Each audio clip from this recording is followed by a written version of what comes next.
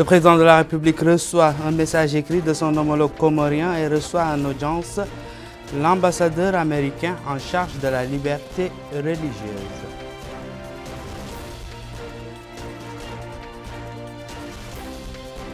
Le président de la République affirme lors de l'ouverture de la conférence africaine pour la promotion de la paix que notre pays a adopté une approche intégrée pour faire face à l'extrémisme et au terrorisme. Les participants à cette conférence africaine pour la promotion de la paix apprécient l'approche de notre pays face au phénomène de la violence et la rhétorique de l'extrémisme. Mesdames et messieurs, bonsoir et merci de nous accueillir chez vous. Pour se prémunir de la COVID-19, faites-vous vacciner et respectez les mesures barrières. Le président de la République, M. Mohamed Ould Cheikh El Ghazouani, a reçu cet après-midi au Centre international des conférences El Mourabitoun à Nouakchott un message de son Excellence M. Azali Assoumani, président de la République des Comores. Le message a été remis par M. Djay Ahmada Chamfi, ministre comorien de la Justice, des Affaires islamiques et de la fonction publique, chargé des droits de l'homme, de la transparence et des administrations publiques.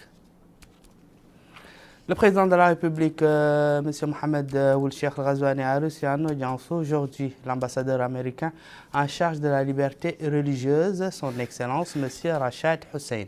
La rencontre s'est déroulée au Centre international des conférences de Nouakchott en marge de la deuxième édition de la conférence africaine pour la promotion de la paix. L'entretien a eu lieu en présence du directeur de cabinet du président de la République, M. Mohamed Ahmed Ould Mohamed Lemine, et de l'ambassadrice des États-Unis d'Amérique en Mauritanie, son Excellence Mme Cynthia Clerch. Le président de la République, M. Mohamed Ould Cheikh El Ghazouani, a supervisé aujourd'hui au Centre international de conférences El Mourabitoun à Nouakchott l'ouverture de la conférence africaine pour la promotion de la paix. À cette occasion, le président de la République a prononcé un discours dans lequel il a souligné que l'extrémisme des idées est dans la plupart des cas à l'origine de l'extrémisme et de la violence dans les actes. Un parterre d'érudits, de penseurs et de représentants de certains gouvernements arabes et islamiques participent à cette conférence. Abdullah Damaba. Au nom d'Allah, le clément et le miséricordieux, prière, salut et paix sur le plus noble des messagers d'Allah. Excellence, Monsieur le Premier ministre, Monsieur le Président du Conseil constitutionnel, Monsieur le chef de file de l'opposition, Messieurs les ministres, Son Éminence, Abdallah Ben Boye, Président du Forum de la consolidation de la paix dans les sociétés musulmanes, Excellence, les ambassadeurs et représentants des missions diplomatiques, Mesdames et Messieurs, les représentants des organisations internationales accréditées dans notre pays, Éminence, les oulémas, participants au congrès, mesdames et messieurs, je voudrais tout d'abord souhaiter la bienvenue aux éminents savants et à tous nos honorables invités sur la terre de la République islamique de Mauritanie qui, à travers les âges, a été une destination pour les savants et les chercheurs du monde entier, un espace d'échange culturel unique et une source d'un large rayonnement civilisationnel par la grâce duquel se sont propagés dans la sous-région les enseignements de la religion islamique authentique et ses valeurs éternelles de tolérance et de fraternité.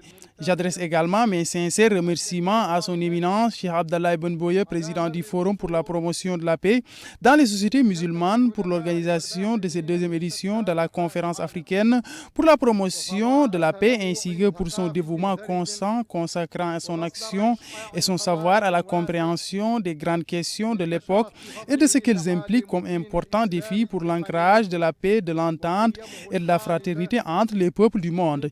Inutile de souligner qu'aujourd'hui, l'extrémisme et la violence et le terrorisme qui en résultent, qui font des victimes innocentes et portent gravement atteinte aux économies, à la sécurité et à la stabilité de nombreux pays constituent de nos jours, en particulier sur notre continent africain, une menace imminente pour les entités étatiques et bloquent toutes les perspectives de stabilité et de développement. Face à la complexité du phénomène de l'extrémisme et du terrorisme du fait de l'imbrication de ces multiples facteurs, la République islamique de Mauritanie a adopté pour y faire face une approche intégrée et globale qui ne se limitait pas à la seule dimension militaire et de développement, mais englobait également la dimension idéologique qui est au centre de la structure générale de ce phénomène, car l'extrémisme des idées est dans la plupart des cas à l'origine de l'extrémisme et de la violence dans les actes.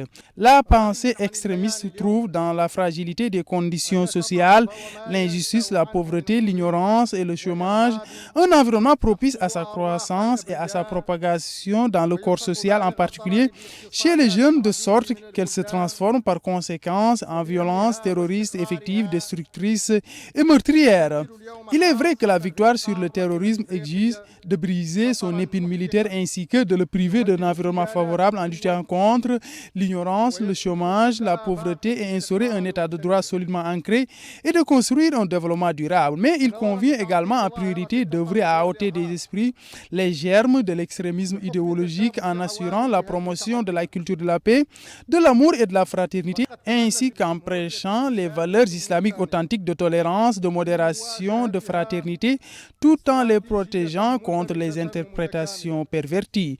Dans tout cela, après Allah, le Tout-Puissant, nous comptons beaucoup sur votre conférence dont nous allons ouvrir aujourd'hui la deuxième édition. Nous sommes convaincus que les plans d'action, les stratégies et les recommandations éclairées qui en ressortiront, ainsi que les initiatives qui suivront en Afrique et dans le monde de façon générale, vont contribuer à la paix dans le monde et à la diffusion de l'esprit de tolérance et d'ouverture de manière à assécher les sources de la violence et de l'extrémisme. Avec la bénédiction d'Allah, j'annonce l'ouverture de la deuxième édition de la conférence africaine pour la promotion de la paix sous le thème « Apporter la paix dans le monde », souhaitant plein succès à ces travaux. Au cours de l'ouverture de la deuxième édition de la conférence africaine pour la promotion de la paix, le président du Forum d'Abu Dhabi pour la paix, Cheikh Abdallahi Ould Boye, a remercié le président de la République et le gouvernement mauritanien pour le soutien permanent accordé à cette conférence de grande envergure. D'autres personnalités se sont succédées pour saluer le rôle joué par la Mauritanie. Synthèse avec Mohamed Khattab. Prenant la parole à cette occasion, le président du Forum d'Abu Dhabi pour le renforcement de la paix dans les sociétés musulmanes, l'illustre Cheikh Abdallahi Ben Biya, a remercié le président de la République, M. Mohamed Cheikh Al-Qazouani, et le gouvernement mauritanien pour avoir organisé cette conférence africaine pour la paix. Rappelant que la déclaration de Nouakchott sur la paix, organisée d'il y a 2 ans et qui avait alors reçu un grand écho non seulement en Afrique mais également dans le monde et qui a fini par être adopté par l'Union africaine, l'imam Cheikh Abdallahi Ben Biya a souligné que le Forum d'Abu Dhabi soutient les efforts entrepris par la Mauritanie en matière de promotion de la paix et que cette approche médiane, apaisée et tolérante reflète les véritables valeurs de notre sainte religion, l'islam. Il a indiqué que cette rencontre aspire à faire un travail de paix sérieux, sachant que les questions qui sont posées sont de savoir comment arrêter le cycle de l'extrémisme, de la violence et du terrorisme, les guerres et les zizanies étant en porte-à-faux avec les enseignements religieux et les valeurs humaines. Cette conférence africaine pour la paix n'a qu'un seul but qui est la recherche du bien et de la paix. La parole est ensuite revenue à l'ambassadeur américain en charge de la liberté religieuse au département d'État, son Excellence M. Rachad Hussein, qui a déclaré que le gouvernement mauritanien avait accueilli en 2020 une conférence sur le rôle de l'islam en Afrique sous le thème tolérance et modération comme remède à l'extrémisme et aux tueries, qui a ébloui le monde et a abouti à des efforts nobles et louables, détaillant un ensemble de mécanismes innovants et stratégiques pour construire la paix et éliminer la violence dans la région. L'ambassadeur itinérant des États-Unis pour la liberté religieuse au département d'État a remercié le président de la République, M. Mohamed Cheikh Al-Qazouani, pour l'organisation de cette seconde conférence qui, a-t-il dit, ouvre un espace sûr pour que chacun puisse participer à l'élaboration de propositions liées à la lutte contre le terrorisme et l'extrémisme.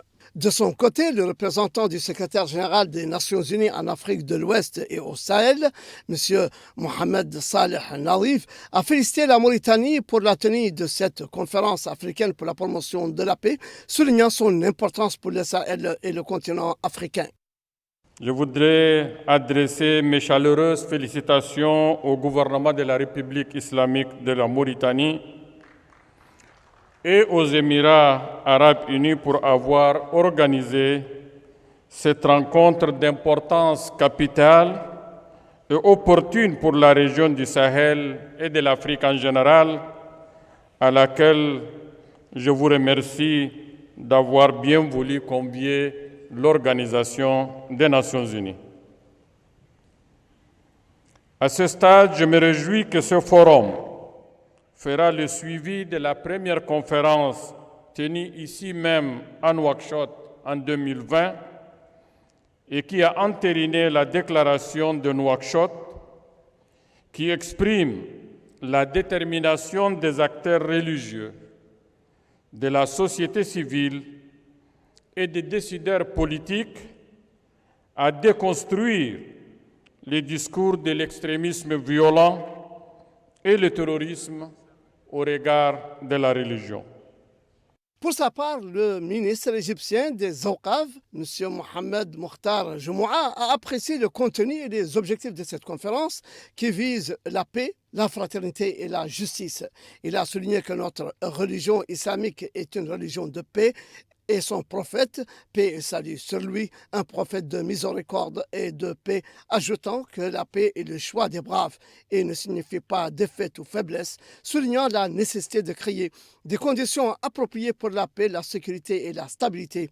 Car, dit-il, il n'y a ni sécurité, ni construction, ni développement sans l'éradication de l'extrémisme et du terrorisme qui n'a ni pays ni religion.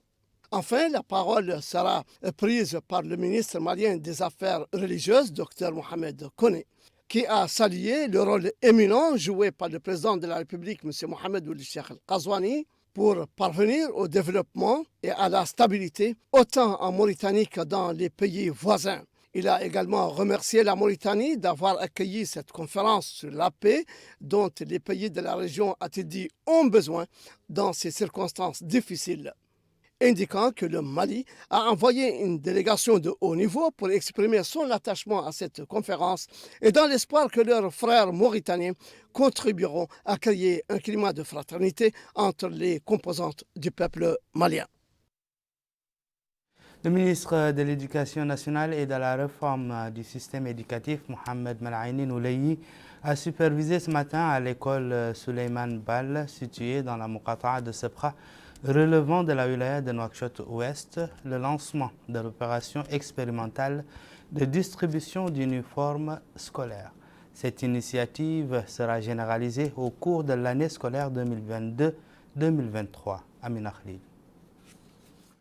C'est à partir de l'école primaire Cheikh Souleymane Bal de la Muqata'a de Sebkha dans la wilaya de Nouakchott-Ouest et en présence des autorités administratives et élus locaux de la Muqata'a que le ministre de l'Éducation nationale et de la réforme du système éducatif, M. Mohamed Melaini Nouleyi, a donné le coup d'envoi de l'adoption de l'uniforme scolaire au niveau du primaire. Une opération qui, d'après le ministre, contribue à l'ancrage des valeurs de l'école républicaine à travers le pays. Le ministère de l'Éducation a également rappelé que le lancement de cette opération en ce moment intervient en préparation de son adoption de manière généralisée et définitive à partir de la rentrée scolaire 2022-2023. L'expérience pilote lancée aujourd'hui, poursuit M. Mohamed Melaini Nouleyi, comprend la distribution de 33 000 uniformes scolaires en raison de 2 tenues par élève, ce qui porte le nombre total des bénéficiaires à 16 500 élèves répartis sur 42 écoles issues des 3 wilayas de Nouakchott. La présence des parents d'élèves et des élus locaux reflète l'importance du partenariat entre les parents d'élèves, les conseils de gestion des établissements scolaires, les communes et la société civile pour la généralisation de l'uniforme scolaire. Une tenue unifiée qui a fait l'objet d'une demande continue de la part des acteurs du domaine, compte tenu de son rôle dans l'ancrage de l'école républicaine. C'est ce qu'a affirmé le président de la Fédération nationale des parents d'élèves, M. Ahmed Ould Saghir, qui a loué et affirmé l'appui de son association à cette tendance et appelé tous les partenaires de l'éducation nationale à y apporter leur contribution, chacun de son côté, pour mettre l'uniforme scolaire à la portée de tous les établissements scolaires et de tous les élèves. Une décision à travers laquelle les autorités publiques visent à renforcer la cohésion sociale et à éliminer les différences d'apparence entre les jeunes écoliers. un lot de 201 600 vaccins, dont du Canada, dans le cadre du mécanisme COVAX, a été réceptionné hier après-midi à l'aéroport international de Nouakchott-Oumtounsy lors d'une cérémonie présidée par le ministre de la Santé Sidi Ould Zahab. Aminata Khan. Plus de 200 000 doses du vaccin AstraZeneca, c'est le don que le Canada a offert à notre pays dans le cadre de l'initiative COVAX. Un don réceptionné par le ministre de la Santé, Sidi Ould Zahab, qui n'a pas manqué l'occasion pour remercier le Canada qui a soutenu notre pays dans ses efforts visant à atténuer l'impact de la pandémie de la COVID-19 à travers ce don généreux. Il a également remercié les pays membres de l'initiative COVAX ainsi que l'UNICEF qui était chargé de faire parvenir ce lot de vaccins à destination. Lui succédant, le représentant résident de l'UNICEF, Marc Lucet, a exprimé sa fierté d'être sur place pour superviser la réception de cette importante quantité de vaccins dans le cadre du mécanisme COVAX. Il a par ailleurs félicité notre pays, notamment le département de la santé, pour les efforts conséquents qui ont été fournis dans le but de faire face à la pandémie de la COVID-19, notant qu'il vient, au nom des partenaires techniques et financiers, remercier le Canada, partenaire de COVAX, pour ce don qui vient appuyer l'équité vaccinale pour que le vaccin soit disponible pour toutes et tous à travers le monde, notamment en Mauritanie.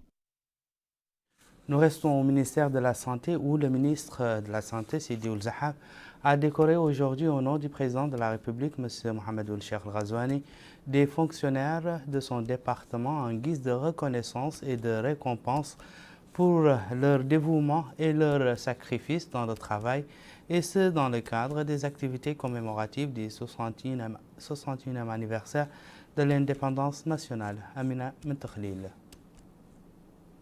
La valorisation de leurs efforts fournis au service de la santé publique est la raison pour laquelle ont été décorés par le ministère de la Santé, M. Sidi Ould Zahab, d'une médaille de chevalier, Feu Madigue Mokhtar Falniang, haut technicien d'anesthésie et de réanimation, d'une médaille de gratitude nationale, Dr Mokhtar Mohamed Mkhaytir, directeur de l'organisation et de la qualité des soins à la Direction générale d'organisation et de planification au ministère de la Santé, Dr Sidi Abdullah El-Bashir, inspecteur administratif et financier, Madame Toutou Salem, chef du service des soins de base et de nutrition dans la wilaya de Nouakchott Sud, et d'une médaille d'honneur du premier degré, messieurs Mohamed Habibullah El-Aïl, infirmier d'État, chef du service de suivi épidémiologique et des informations sanitaires, Cheikh Bounen El-Haj, infirmier d'État, chef du service du personnel au centre hospitalier d'Attar.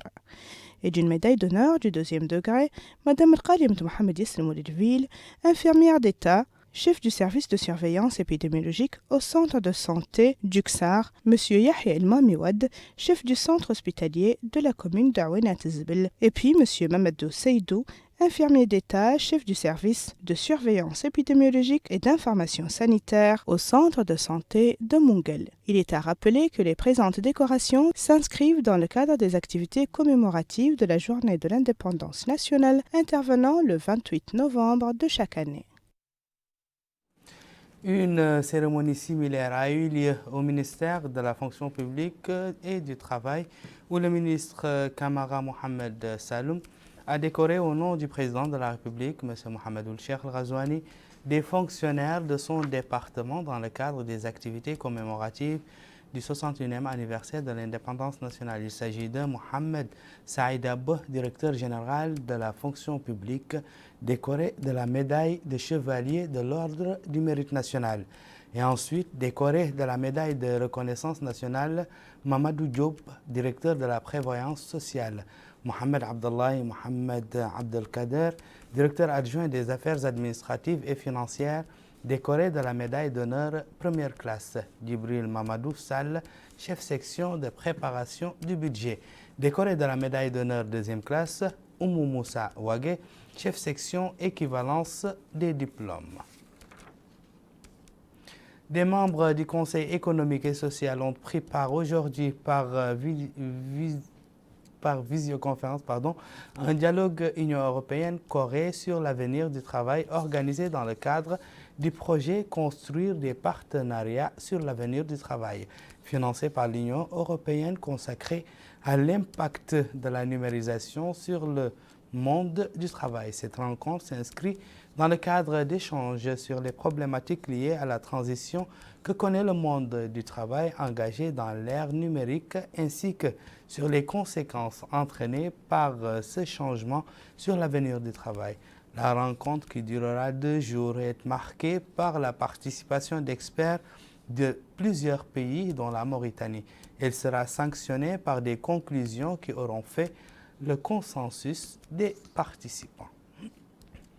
Le ministère de la Santé a annoncé aujourd'hui l'enregistrement de 18 nouvelles contaminations, 143 guérisons au cours des dernières 24 heures. Je vous invite à suivre le point de presse du bilan de la pandémie du Covid-19. Tests effectués ce jour 2251, dont 1948 TDR et 303 PCR. Total des tests effectués depuis le début de la pandémie, 853 121, dont 612 180 TDR et 205 683 PCR. Nouveaux cas positifs, 18 personnes. Nouveaux cas guéris, 143. Cumul des hospitalisés depuis le début. Cumul des cas positifs depuis le début de la pandémie, 58 508, dont 56 858 sont guéris. Total des tests attendus aujourd'hui au niveau de la Mauritanie, 3000, dont réalisés 2251. Comme vous voyez, la courbe de la pandémie continue sa descente, il est à 18 maintenant. Niveau d'activité de l'épidémie par région. Cas positifs par région. Haut Sharqi, 1 personne. Haut Gharbi, 0. Asaba, 4. Gorgor, 4. Brakne, 1 personne. 13, 3. Adrar, 1 personne. Dakhil Nouadhibou, 0. Tegant, 0. Guidimara, 2 personnes. Tilzamour, 1 personne. Inchiri, 0. Nouakchott Ouest, 1 personne. Nouakchott Nord, 0. Nouakchott Sud, 0. Cas hospitalisés aujourd'hui admis dans les unités de Covid dans les hôpitaux, 4 personnes. 0 cas grave et 0 décès et sortis des hôpitaux, 2 personnes. Cumul des hospitalisés, 5 854, dont 1358 cas graves. Et malheureusement, nous avons perdu, depuis le début de la pandémie, 969 personnes. Et sont sortis des hôpitaux, 4230 personnes. Donc, admis dans les unités Covid dans les hôpitaux, 4 personnes, 0 en soins intensifs et réanimation. Total des hospitalisés, 21 personnes. On bénéficie au moins d'une dose, aujourd'hui 1300 personnes, ce qui fait une couverture de 51,6%. Sont complètement vaccinés aujourd'hui, 1100 sont complètement vaccinés. On bénéficie aujourd'hui de la deuxième dose, 1160, ce qui fait une couverture de 34,6%. Et on bénéficiait d'une dose de rappel, 920, et ce qui fait une couverture, un cumul de couverture d'1%.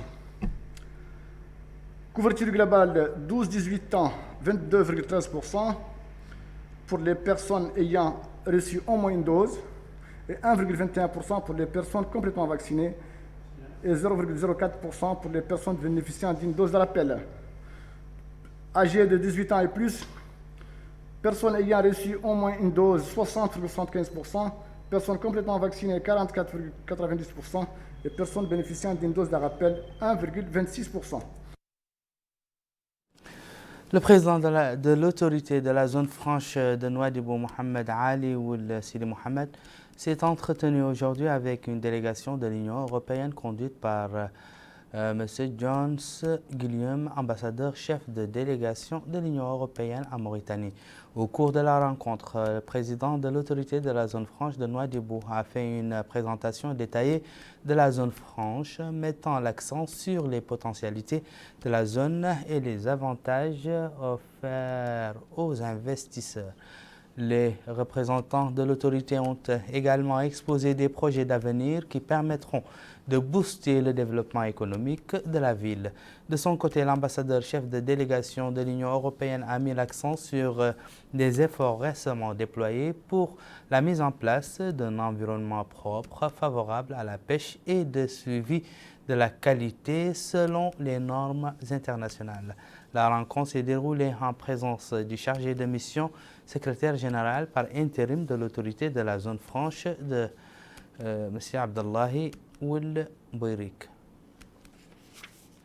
Nous restons à Nouadhibou où l'Institut d'informatique Badi a organisé en coopération avec le Centre de formation professionnelle Mamadou Touré une cérémonie à l'occasion de la sortie de la 4e promotion de l'Institut dans le domaine de l'informatique. Aminata Khan.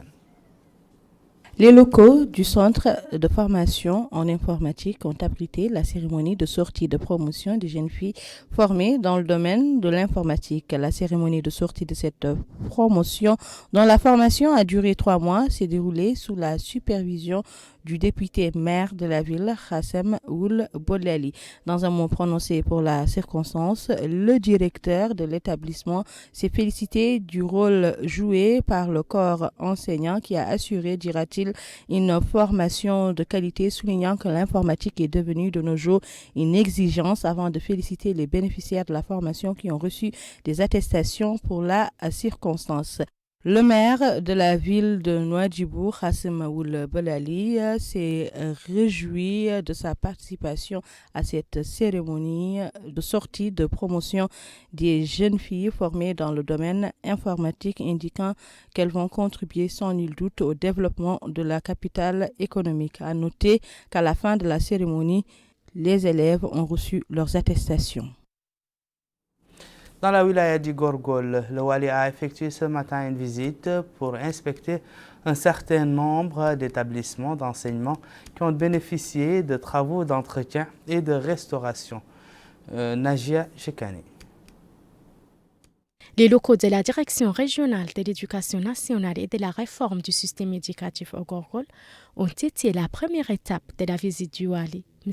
Ahmed Naoud Sidibba, qui a témoigné de près d'achèvement des travaux de réhabilitation de plusieurs établissements scolaires, dont le collège de Kaïdi numéro 2 du quartier de Windem. M. Ahmed Naoud Sidibba a, au cours de sa visite, exhorté les staffs éducatifs et les étudiants de travailler avec diligence pour augmenter le taux de la réussite de la wilaya. Il a également indiqué que les établissements restaurés sont au nombre de 100 écoles contenant 400 classes et en plus de la direction régionale du Gorgol.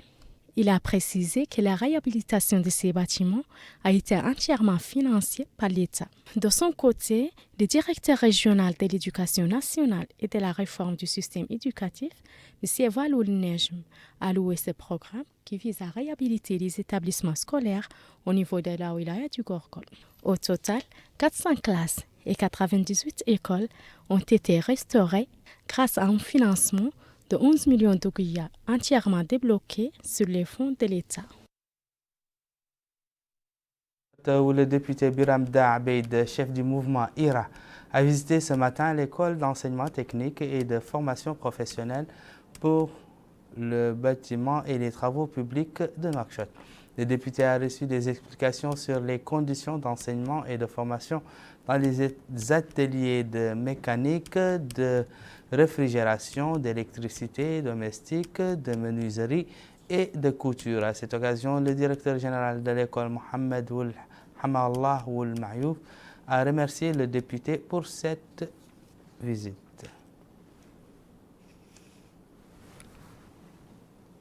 C'est la fin de ce journal, le rappel du titre. Le président de la République reçoit un message écrit de son homologue comorien et reçoit en audience l'ambassadeur américain en charge de la liberté religieuse.